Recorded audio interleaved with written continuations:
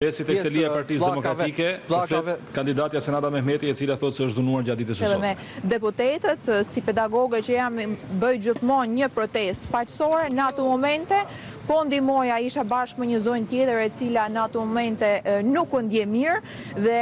krejt papritur mora një goditje në këtë drejtim që shikoni edhe vetë dhe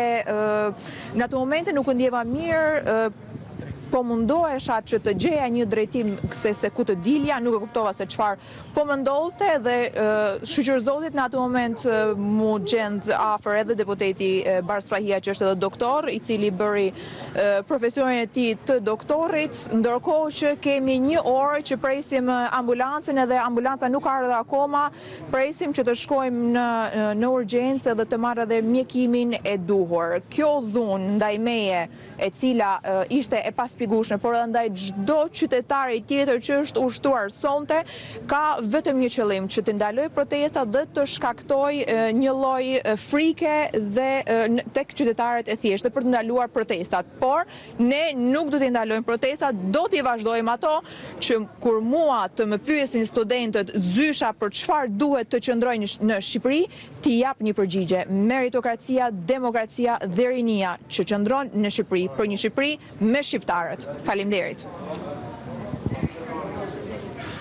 Ka përfunduar komunikimin e saj Senada Mehmeti, ish kandidate e Partisë Demokratike për deputetën qarkun e Shkodrës, teksa ka deklaruar se kanë thirrur një autoambulancë për të paraqitur në urgjencë për të marrë mjekimin mjekësor, të cilin sipas saj e ka të nevojshme në mënyrë urgjente, por ende nuk është paraqitur. Besi, bëjmë përmbylljen e fundit, policia vazhdon të jetë aty, besoj në momentet e fundit tashmë, sepse siç shihet mund të jenë duke u larguar, apo jo, teksa kanë përshtypjen kanë ardhur edhe policë të cilët ishin më herët tek parlamenti.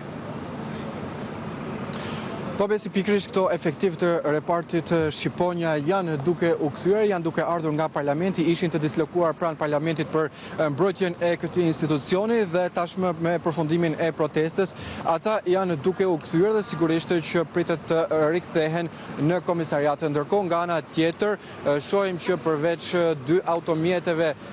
ujëhellëse të policisë që ende qëndrojnë, por pritet të largohen nga momenti në moment, ka forcat e tjera të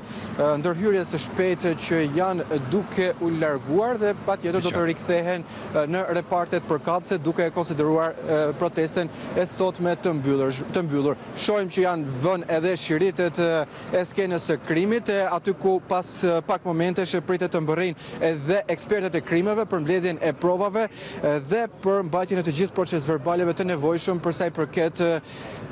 i përket veprimeve që janë kryer gjatë kësaj proteste. Besi, për informacionet e gjithë pas dites, ishim me kolegun Besar Baraktara, i cili na është bashkuar drejt për së drejti për të bërë një raportim të gjithë asaj çfarë ka ndodhur ditën e sotme, ndërsa në këtë mënyrë përfundon protesta e opozitës e mbajtur në këtë 20 shkurt si simbolike 35 vjetorit të rrëzimit të shtatores së ish diktatorit Enver Hoxha në shkurt të vitit 1991. Me këto pamje të drejtë për drejta që vijnë nga Tirana e mbrëmjes së sotme mes protestës dhe gazit lotësjellës e gjithashtu edhe ujit me presion të hedhur nga policia, ne ndahemi vetëm për pak çaste dhe rikthehemi menjëherë pas pak së bashku në transmetimin e drejt për drejt me edicionin e plot informativ.